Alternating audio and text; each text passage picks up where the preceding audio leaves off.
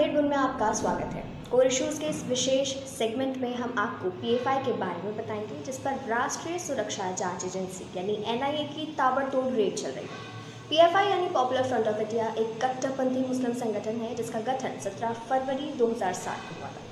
PFI राष्ट्र विरोधी गतिविधियों में सबसे आगे रहता है। पीएफआई पर हत्या, हिंसा से लेकर जबरन धर्मांतरण कराने के आरोप भी लगे। एनआईए की जांच में इस संगठन के कथित रूप से हिंसक और आतंकी गतिविधियों में लिप्त होने की बात भी सामने आई थी। एनआईए के मुताबिक ये संगठन राष्ट्रीय सुरक्षा के लिए एक बड़ा खतरा भी है। इस संगठन को 3 मुस्लिम संगठन का विलय करके बनाया गया था।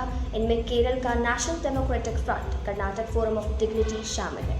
पीएफआई के मुताबिक वो इस समय देश के 23 राज्यों में एक्टिव है और भारत में स्टूडेंट्स इस्लामिक मूवमेंट यानी सिमी के बैन लगने के बाद पीएफआई का विस्तार बहुत तेजी से हुआ है।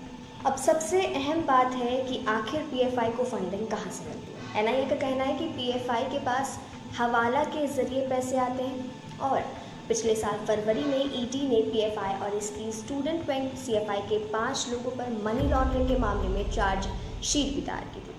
जांच में ये बात सामने आई कि गल्फ काउंटीज़ में बिजनेस डील की आड़ में पीएफआई को फंडिंग उपलब्ध कराई जाती है और पीएफआई द्वारा इस फंडिंग का एक हिस्सा देश विरोधी गतिविधियों में इस्तेमाल किया जाता है।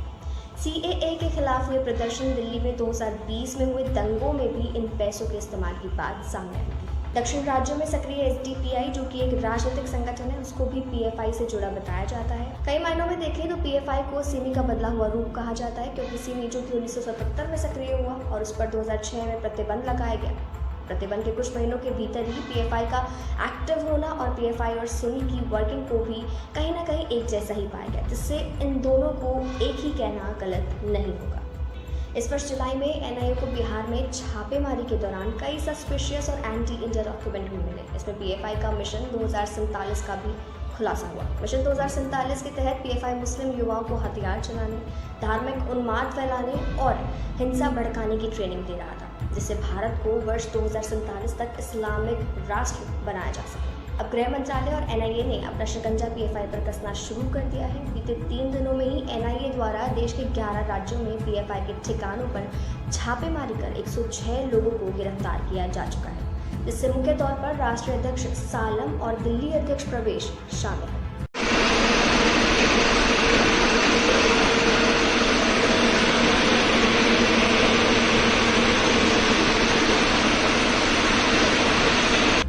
इनकी गिरफ्तारी के विरोध में दक्षिण के कई राज्यों में पीएफआई के कार्यकर्ताओं द्वारा विरोध प्रदर्शन देखने को मिला और केरल में इस विशेष प्रदर्शन ने हिंसक रूप भी लिया तथा कई प्रदर्शनों में पाकिस्तान जिंदाबाद के नारे सुनने को मिले।